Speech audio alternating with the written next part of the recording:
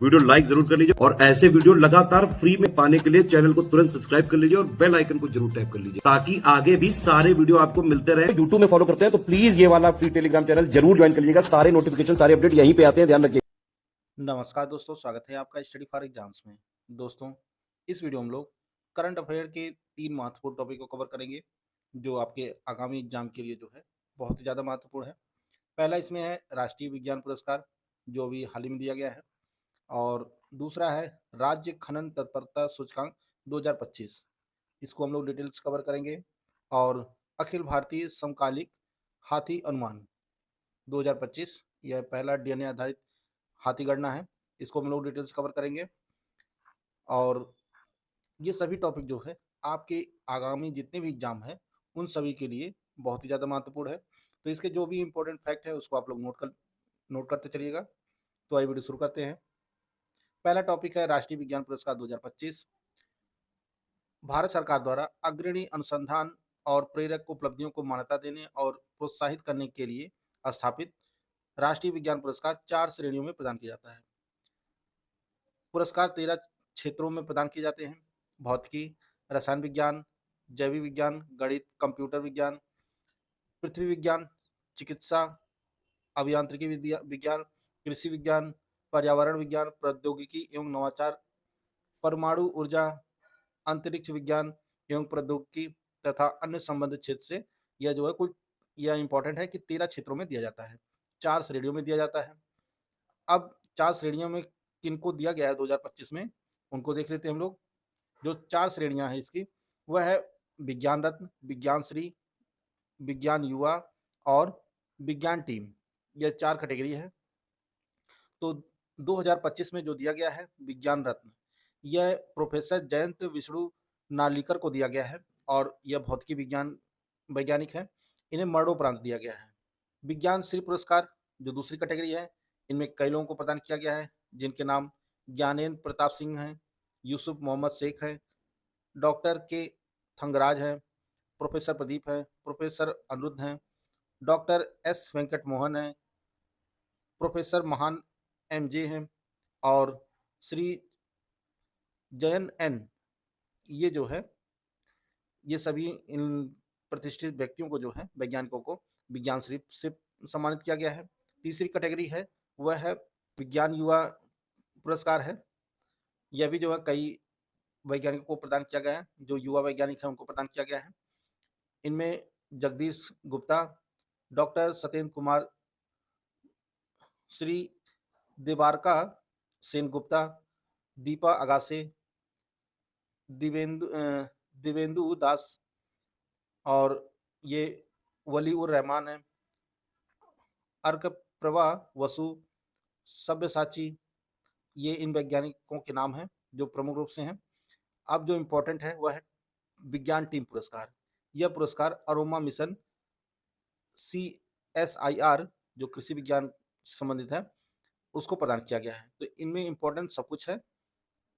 सबसे जो इम्पोर्टेंट है एग्जाम के लिए वह है आपका विज्ञान रत्न पुरस्कार जो जयंत विष्णु नार्लिकर को दिया गया है मरणोपरांत, और यह टीम पुरस्कार। यहाँ से क्वेश्चन बनने की जो संभावना है सबसे अधिक है। बाकी आप लोग एक बार पढ़ लीजिएगा इसे। बढ़ते हैं अगले टॉपिक की तरफ। अगला जो टॉपिक है वह है राज्य खनन तत्परता सूचकांक SMRI 2025, और यह पहली बार जारी किया गया है।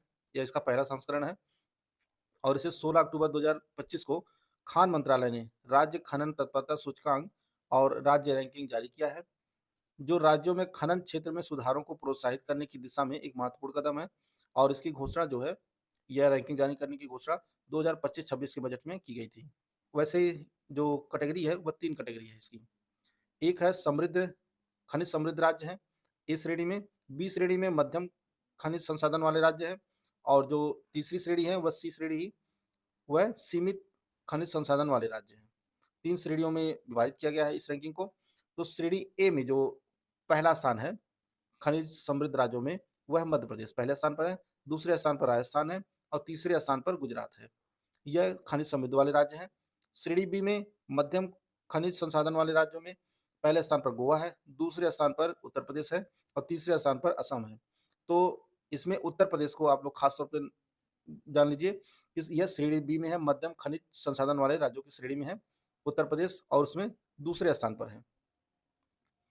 सी श्रेणी में सीमित संसाधन वाले राज्यों की श्रेणी में जो है पहला स्थान पंजाब है, दूसरा स्थान उत्तराखंड है, और तीसरा स्थान जो है वह त्रिपुरा का है।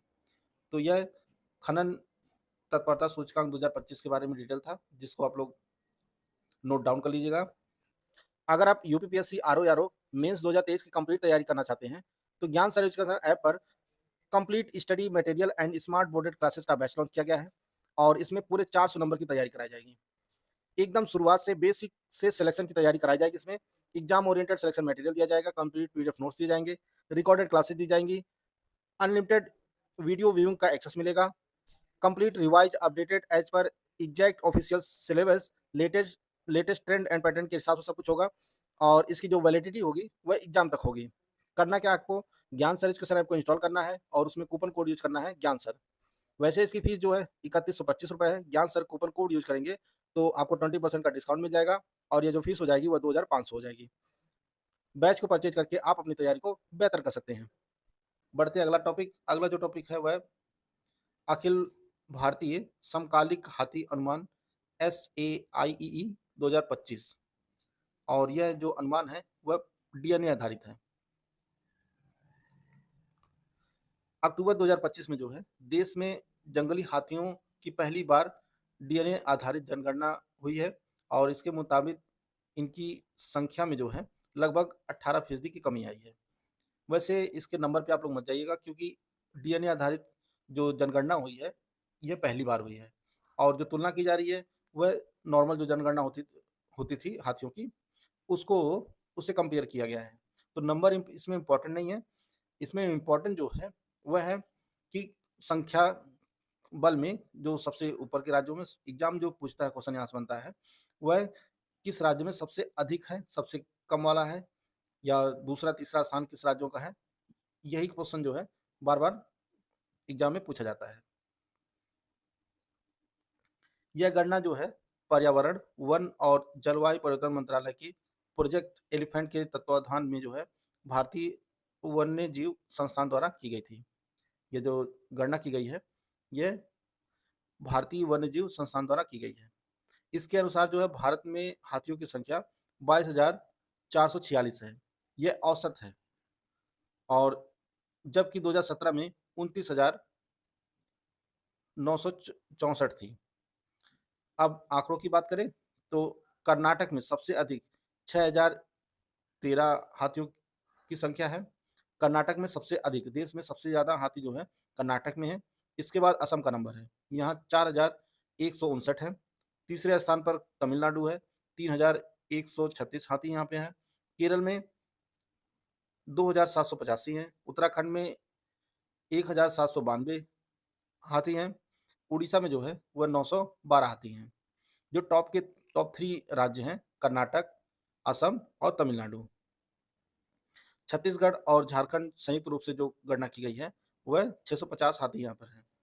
पूर्वोत्तर के राज्यों में जो सबसे ज़्यादा है वह अरुणाचल प्रदेश में है, 617 हाथी हैं। 617 हाथी अरुणाचल प्रदेश में है, सबसे ज़्यादा नहीं है। सबसे ज़्यादा जो है वह मेघालय में है, 677 है। दूसरे स्थान पर अरुणाचल पर 617 है। नागालैंड में 252 हाथी हैं, और त्रिपुरा में 153 हाथी हैं। तो पूर्वोत्तर राज्यों में सबसे पहला स्थान जो है वह आपका मेघालय का है, दूसरे स्थान पर अरुणाचल प्रदेश है, तीसरे स्थान पर नागालैंड है। वैसे ओवरऑल में पूछा जाए तो सबसे ज़्यादा हाथी जो है वह कर्नाटक में है। तो इस रिपोर्ट के जो भी महत्वपूर्ण फैक्ट थे उसको हम लोग कवर कर लिए हैं। वीडियो अगर आपको अच्छा लगा तो लाइक कर सकते हैं, चैनल को सब्सक्राइब कर लीजिए। मिलते हैं नेक्स्ट वीडियो में, तब तक के लिए जय हिंद, जय भारत।